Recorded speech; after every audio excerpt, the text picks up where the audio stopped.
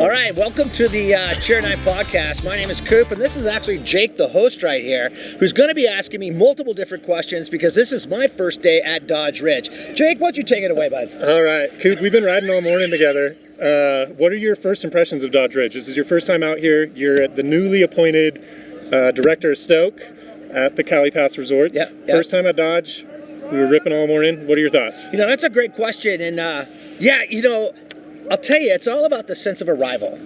And, from driving up the highway today, looking at just the sunrise, small road, little quaint town, and then pulling into Dodge Ridge, and just seeing how condensed, but how well set up it is, I was shocked. And then the other part of it was the mountain aspect of it, too. I mean, hey, it's early season, right? We have our first taste of Mother Nature's natural on the ground. The skiing was great.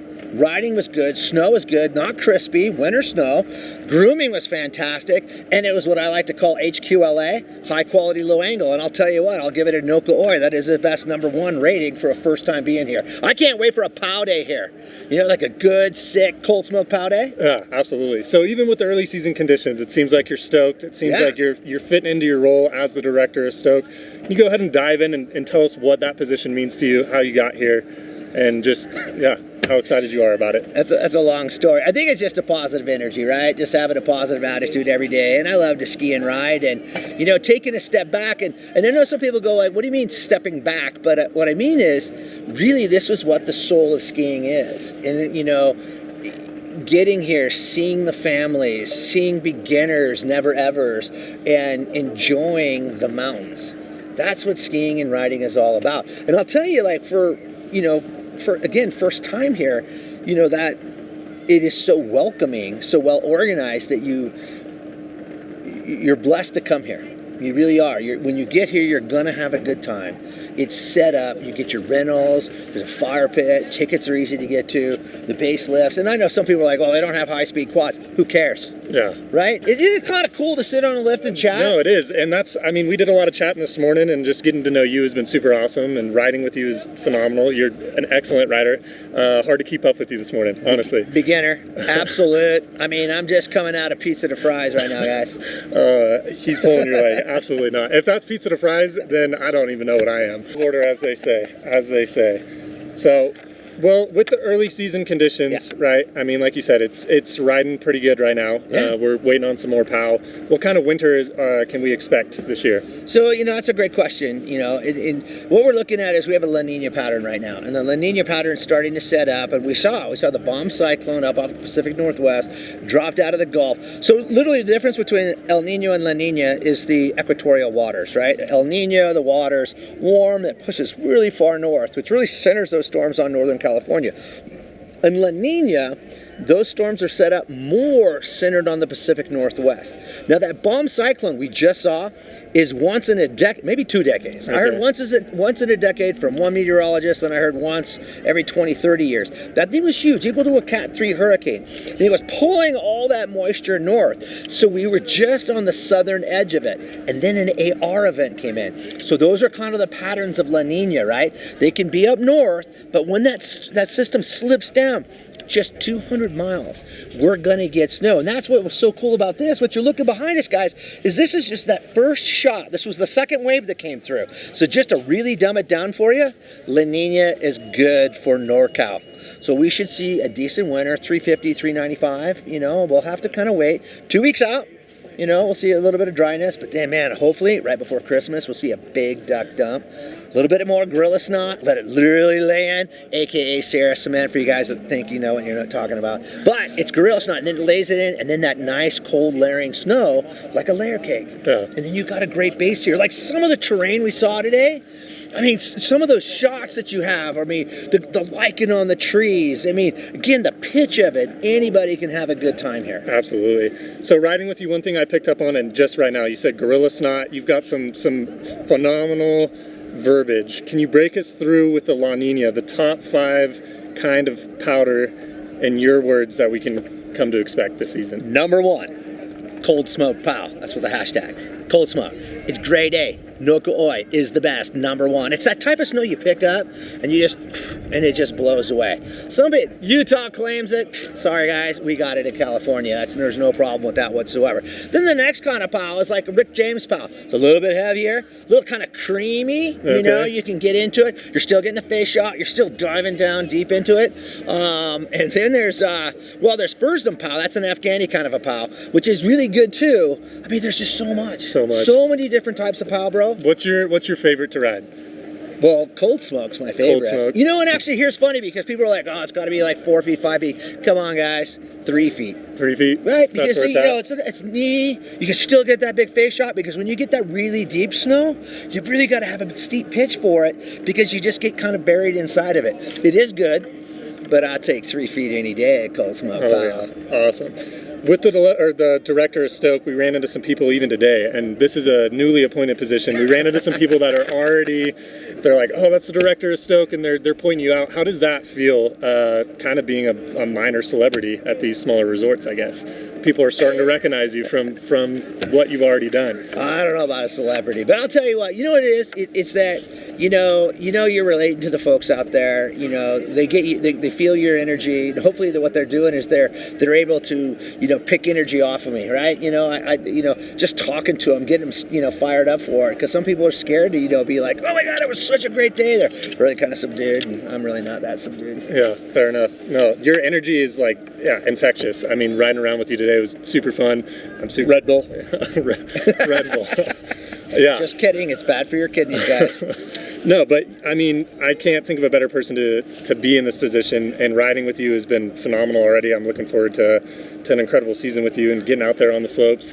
Your verbiage is hilarious. I'm looking forward to picking up on more of that. So yeah, we'll ride some more, man. Yeah. It's going to be fun to come down here a bunch this season. Hopefully we can get more people out and ride. I'd love to take hot laps with you guys, as much as possible, and meet a lot of the people that are out here on the mountain. Find out what their vibe is, right? Yeah. Because Cali Pass is all about, it's a vibe, right? Mm-hmm. It's about that old school roots, the soul of skiing and in snowboarding. Yeah. And just meeting people and talking about it. We got some crazy events coming up, which are going to be good. Yeah. And we got the holidays ahead. Absolutely. So you're going to be bouncing around to all 4 resorts this season then. So everybody, I mean, this is the Dodge Ridge podcast, but people listening in could be tuning in from all of our other resorts as well. Yeah. And they can expect to see you out there. Yeah, awesome. for sure. So you've been around the block. You've seen some history. No, I'm not calling you. Not at all. But how has the ski industry changed from when you were a kid to now? What are some things that you're excited about? Some things I heard you say, kind of bringing some stuff back. What do you mean by that? That's a great question there. And, so here, look, the ski industry, let's just call it the industry, right? Because it's skiing, snowboarding, mono skiing. We got snow bikes.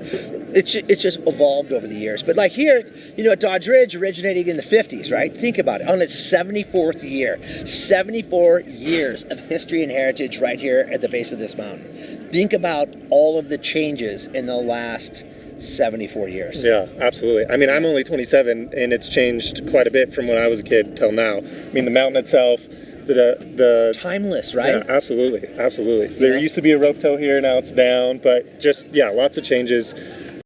Think about the equipment. So imagine, 74 years ago what they were wearing when they came out here. Lace-up boots, long thong skis. Like literally. You still have a pair of those? Oh, actually, we do at the house from Dick Reuter. We do.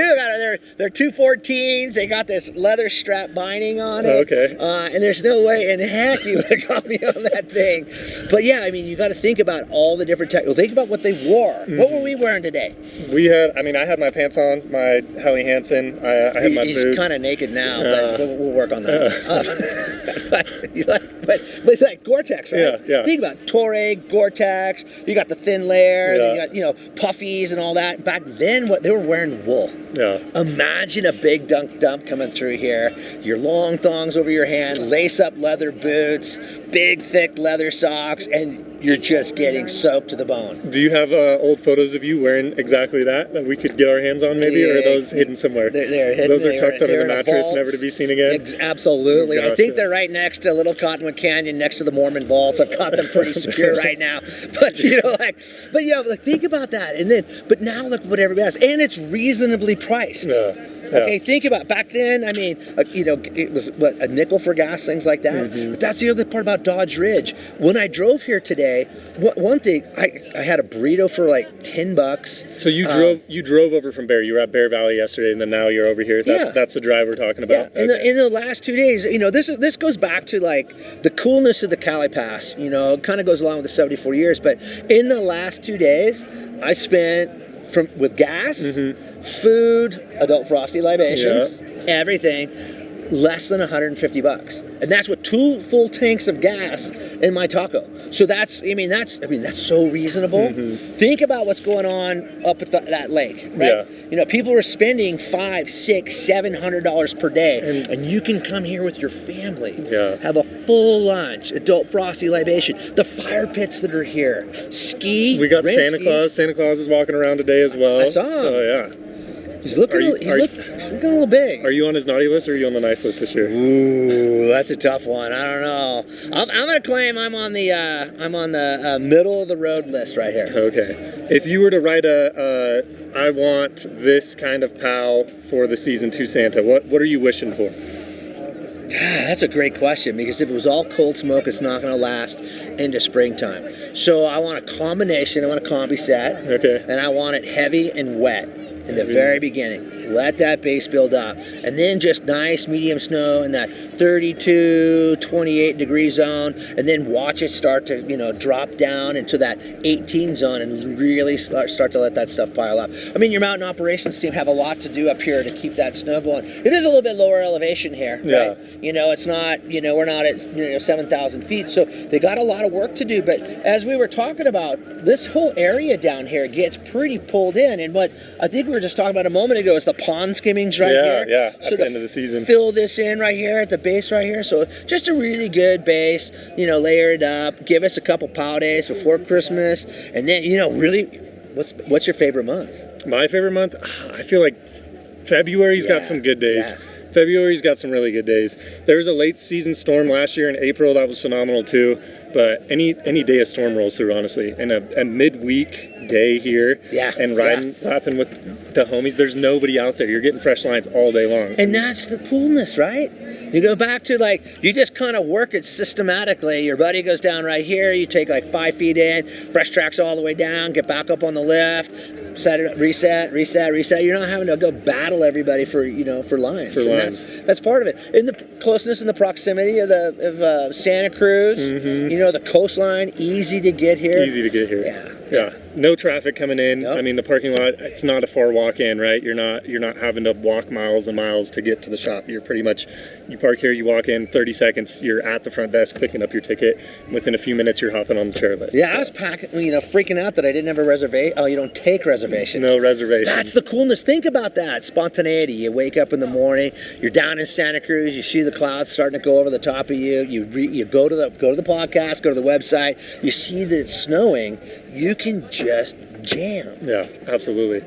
And it's that small, mom and pop resort, right? You get that here, and I don't think that's, I don't know, it's hard to push that and get people to realize that, because you do have all these major resorts, and there's all this vertical. But I heard you say it earlier. What do you call it? The HQLA? HQLA, baby. High quality, low angle. Yeah, and that steepness, you brought it up on the lift today. You've ran into people who they start going down those steepers at the steeper resorts, and they're not getting that many turns. Whereas with the HQLA, can you explain why that's, in your opinion, better than the steeps? Well, it allows more people to get to that terrain, right? They're able to go experiment, and they become better skiers and riders. But what's nice about it, they can get a nice rhythm to it. The other part was the trees, right?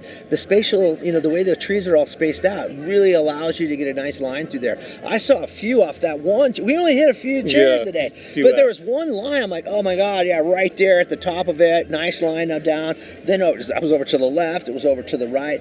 All really good. But the thing about HQLA is that people can go out and really experiment and progress in the sport, so they stay in the sport. The other thing here, bro, the kids. Oh yeah, They're everywhere. Yeah, we saw and they're that. ripping too. Yeah. There's that one skier that we saw today that just sent it off this booter of a stump, and I don't know, his confidence level. Yeah, absolutely. And you see a lot of that here too, which is really neat. It's really neat. A lot of little Groms that are ripping it up. Yeah, so. cradle to grave. I mean, you come up here, you start at Bear Valley, start at Dodge Ridge, and you can progress to the other resorts. And what a better place to have a base that you can always bring the family, just sit out, chill on this beautiful deck right here, fire pits along the way, and then go, hey, you know what? Let's go to X resort, because part of Cali Pass is Powder Alliance. Yeah. So you have so many different resorts that you can go to, and there's so many different places you can experiment with.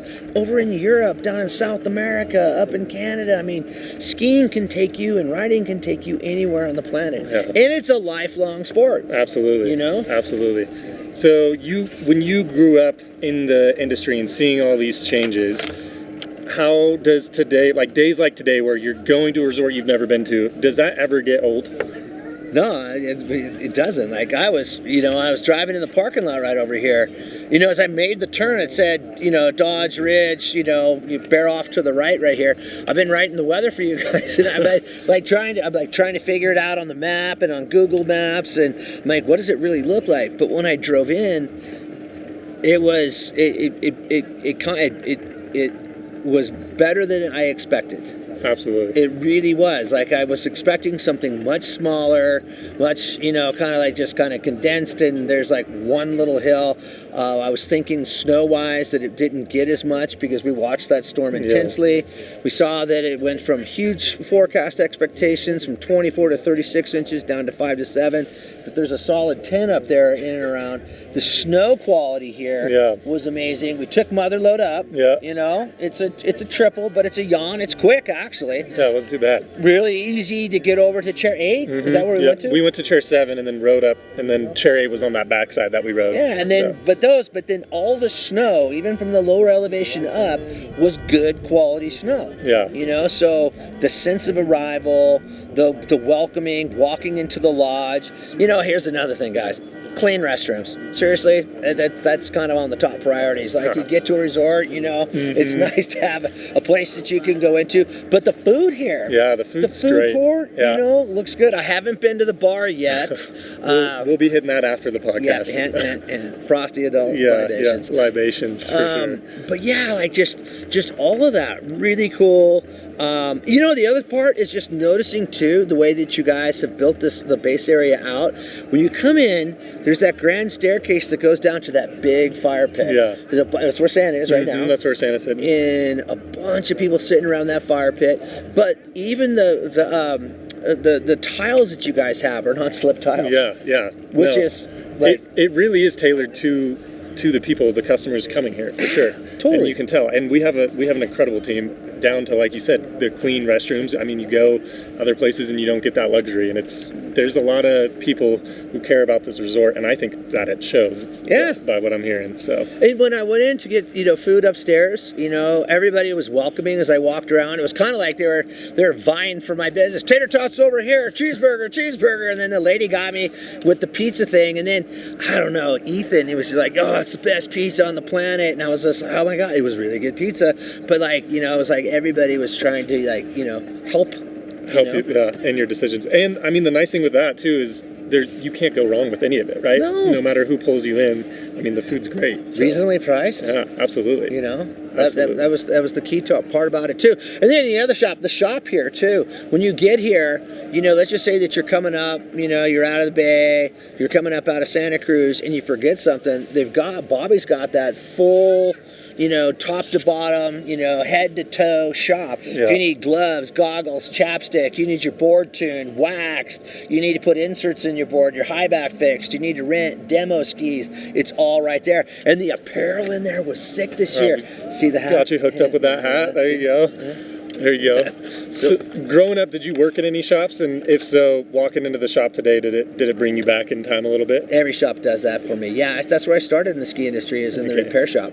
And, waxing skis and learning how to mount bindings back in the day with straight skinny skis. And, and then when snowboards came in with Avalanche and Burt, and we had phenolic Sims, phenolic top sheets, barfoot, all those winter sticks. Like, yeah, that's going way back.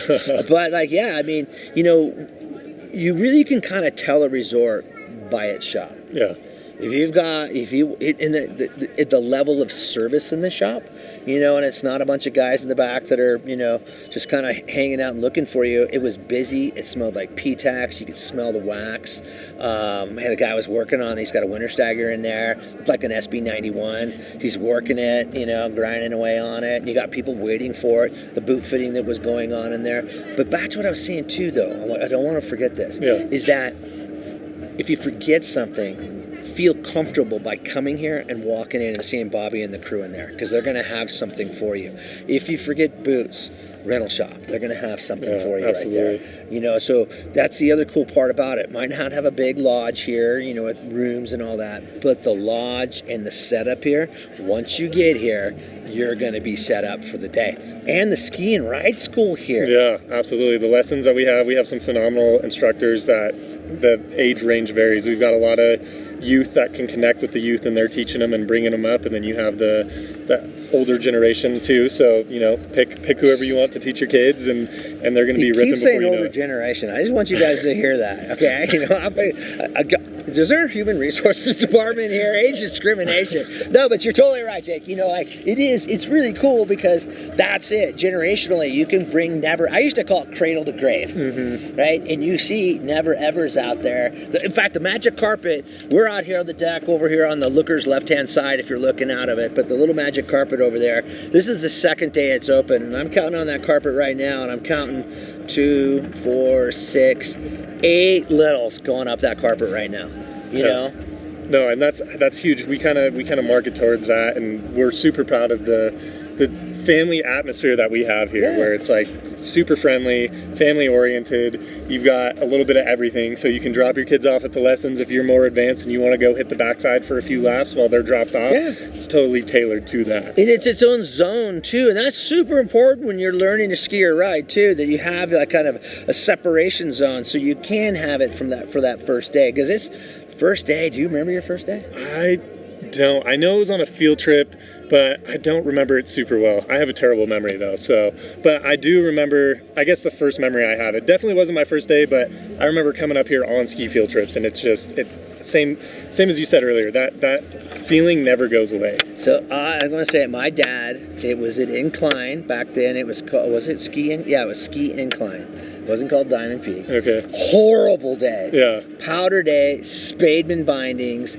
boots not fitting, like literally like boots way too big, and my dad trying to teach me how to ski. It was a horrible. I'm even amazed that I'm still skiing today, because like that was like, I remember throwing a temper tantrum in the middle of a run, and like taking my skis off, but it was so deep back then because I was little, and I was like, I'm walking out of here. But yeah, the way they do it now, and that's super important too, because you know the whole Cali Pass group, all of them are really focused on that first time. Yeah, right? Absolutely. You know, and it's, you know, it's interesting that the learn to ride in the progression sessions that they do are pretty cool. So your first time, you book your lesson, you come on up, you get all your gear. Right, you're going to want to get yourself set up, you know, your basic gloves. And it doesn't, but back to this, it doesn't cost a lot for that first setup. No. You can get a good set of gloves for $29. A pair of black, just get the black basic pants, $5,000. I think those are going to be $79 to $99. Yeah. Black Bear, I think, is the name of the brand for that one right there. A basic goggle, a Gordini goggle is probably your least expensive, or your Smith Cascade, and you're talking $39, maybe $40. So right there, I have my hands. I've got your pants.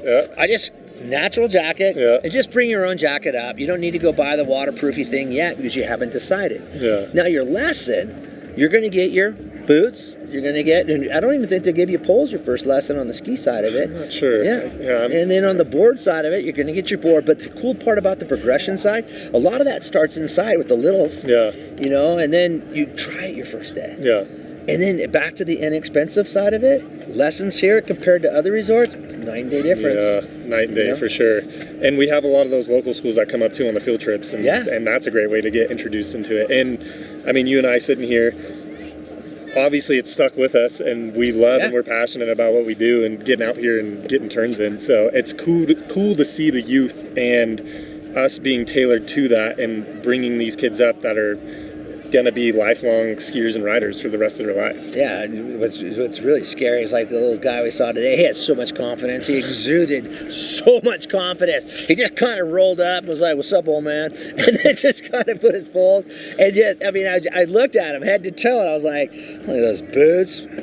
Got some pretty sweet skis right there," and man, he just took off and just good control, everything. That's the next generation. Yeah, absolutely, it is. And like I said, it's phenomenal to see that. It's phenomenal to the generations going up too. All the history that is here. Yeah. And we have multiple people who work in 74 years. Yeah, 74 years.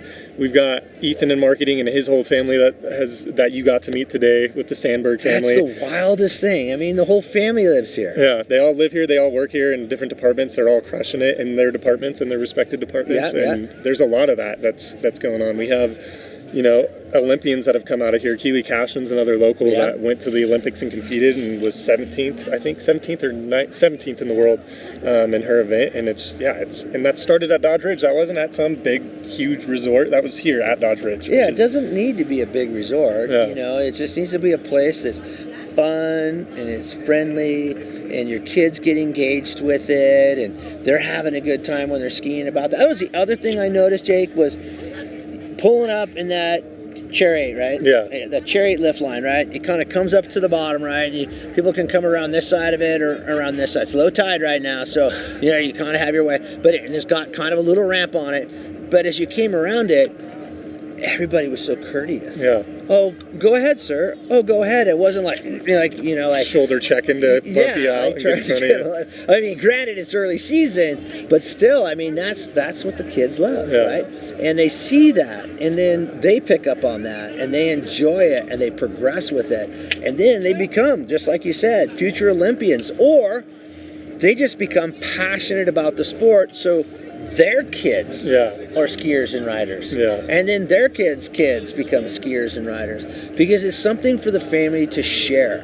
The other part was, and that's the other part of skiing too, is disconnecting. Yeah. Right? Absolutely. Putting the cell phone away, not sitting and fiddling around on it because you're thinking about that next big turn or, I'm going to go do this. And there's so many things you can do if you're on a snowboard, jibbing, look, I'm going to go bonk off or I'm going to go hit that. Skiing, I really want to work on this carve. I mean, there's so many things that you can do and progress. And that's not talking powder where you're just constantly like, oh, God, I got to get it. I got to get it. I got to get it. Absolutely. Like, I'm never not fired up for the season. Yeah. Even as much as I love summer, flip-flops, board shorts, just chilling out,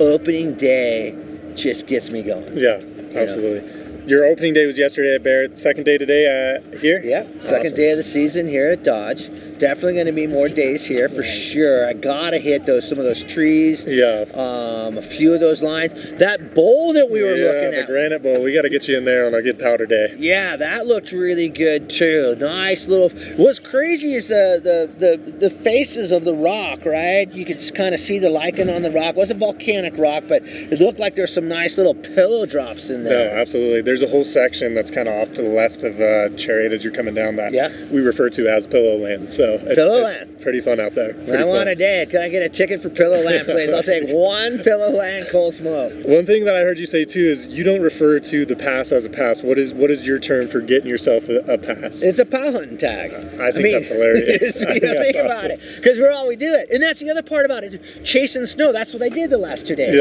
Yeah. Going to Bear, boom, I was up, and then I woke up this morning. I get up before, it's early, but I was able to post a couple videos, and then I was like, bam, on my way to Dodge, and I was here in an hour and 30 minutes. Yeah, and that's a good trek as opposed to some other places. You don't go nearly as that far as you did and cover that much ground in that amount of time. And I could today, at the end of the day, drive down to China. Yeah, and go hit China Peak too. And there's places to stay just down the road here. Yeah. So you got places to stay here, places in Bear, way less expensive than in some of the other regions around us. Yeah. And yet you're getting really cool, soulful skiing and riding. Yeah. Not crowded. That's it. Chasing snow, man. Surfers chase surf, right? Yeah. All over the planet. Skiers and riders chase snow. Yeah. And that's part of that progression back to the kids and stuff like that. How cool is it that you teach your kids how to enjoy nature? Yeah, right? absolutely. I mean, does it get much better than this? Yeah. Like, I don't know. I can't describe the feeling, and I wish that more people got this experience, and I feel super grateful to get this every day, essentially. Yeah. So anybody, don't take me wrong, but I kind of get after this. Even so, social media is there. People are like doing this, and they're looking at like. There's nothing cooler than like in every turn. Yeah, exactly. It's a different type of swipe, right? You're turning right, you're turning left. There's just so much energy that involved. That's back to the director stuff. There's just so much energy that you get from it, and it's healthy too. Yeah, no, absolutely. It's a huge, healthy release of endorphins, I'm sure. The air. Yeah, the air's a lot cleaner up here. It's it's great to breathe it in and just feel alive in the morning. And in the energy that you get with riding with people too, like you said, it goes off of people and you pick up on that, and it's just phenomenal. Here's my advice for you guys: wake up in the morning, get a cup of Joe, like nice steamy cup of Joe, get that thing fired off, go to the website, take a look at the webcams. Like I was looking at the webcams so much during this last storm. Start seeing it snow. If you're married, got a girlfriend, or you've got bros, whatever, get on the phone. Hey, let's go get ready to ride. Pack your gear up, get in your truck, and get on up here. At the end of the day, you come off the mountain, you give yourselves high fives, man, this was the best day. There's not a bad day on the mountain. Yeah, not at all. And if you do have bad equipment or you have an equipment malfunction, you got the shop right here, right? And you can go in and get it fixed. But then you're done for the day, and you walk in, and you're like, man, that was really good. Your legs are burning. You got all those visuals from the trees and the rocks and this and that. And when you're younger, you're getting big air. When you're my age, you get phone book air. True phone book. I got one little thing off one of those little bumps today, and I was like, yeah. I was so fired up. I'm like, stuck that. But and then you walk in, and I like to call them adult frosty libations. And if you're not a drinker, right? They got NA beer. It's really good. I had it the other day at Thanksgiving. It's actually really good. Really? But go in, have a frosty, cup of Joe if you need one, cup of Joe, and then go home. Yeah. And then what did you do versus sitting at home behind your computer or looking at your device? Looking at everybody else that is out here riding, you know what I mean? You're not missing out. You were there. You witnessed it. You can document it. Definitely document it. Go in there and take a picture from the lift or whatever. Do a live, take a selfie, all that good stuff. But you actually did it. Yeah, no, 100%. And I think that's what the goal with this podcast is to do, is just open up people's minds and give them something to listen to while they're driving to the mountain, right? These aren't going to be super long podcasts, but just getting people something to listen to, stoked about being out here, and then hearing their stories and getting people to hop on the podcast and share their experiences at Dodge itself. I think that's a great concept, because to hear other people's I have my version, right? It's 31 years in the industry, so you're getting my perspective from my lens, but it's fun to hear other people's what their lens is. It could be polar opposite. Exactly. They might be coming up here for health reasons, or I come up here for this reason. And that's what's good to hear, and then that helps you understand, what are we doing good, what are we doing, it's not right or wrong, but what do we really perform at, what can we work on. And it's not, look guys, it's not about high speed quads, it's not about triple tier parking and this. You got that at these other resorts, and by the way, that's not doing too good. It's oversaturated, right? And that's why you asked the question earlier, and that was an epiphany right there. Yeah, you're all good. That's why I'm so fired up to be the director of Stoke here, is because I see it. Yeah. And I've witnessed it now, and first day here, truth, first day. But when you see it firsthand, that reinforces to me why Cali Pass, why Dodge, why Bear, why China Peak, and why Mountain High are a very viable alternative to the bigs. Yeah, absolutely. We talked about money savings, this, that, and the other, but it's not just that. It totally is the vibe, the feel when you get here, the sense of arrival, that on-mountain experience, and kind of what we're talking about right now, but back to the podcast, hearing it from you all. Yeah. To come on here and sit down with Jay, have a chat with them, talk about it, talk about your experiences on the mountain, what you liked, what your kids liked, and why you're passing that that heritage onto them. We talked about 74 years. There's a ton of history, but there's also a ton of heritage as well. I come from a family steeped in history and heritage in the industry, and it always is fun to talk about that old school history. That's another conversation. But like, what are you going to pass on to your kids? That's what I think was cool about this podcast. No, absolutely. I'm looking forward to it. I really appreciate you sitting down and being the first guest. I think you're perfect. I'm the first. You're the first guest. I'm calling my agent. But no, seriously, thank you for sitting down. I had a blast riding with you today, sitting down and talking to you and getting to know you. I'm really excited to get back out there when we get some more snow. I mean, even now though, the early season conditions were great. I had a great time today. I had a blast. And just thanks for hopping on. No worries, man. Thank you. Yeah, thank you. Appreciate it.